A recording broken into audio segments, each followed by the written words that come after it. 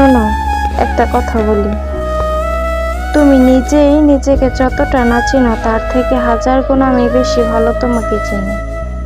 তাই বলি কি, আমার কাছে কিছু লুকানোর চেষ্টা করো না। আমার কাছে মিথ্যে বলছো, আসলে তুমি আমাকে মিথ্যে বলোনি, তুমি তোমার নিজেকেই মিথ্যে বলেছো। আর একদিন সেটার প্রমাণ তুমি নিজেই পাবে। সেদিন আর মিথ্যেটাকে সত্যি প্রমাণ করার কোনো উপায় থাকবে না। চাতক পাখির মতো আমার দিকে তাকিয়ে থাকবে মিথ্যেটাকে সত্যি প্রমাণ করার জন্য।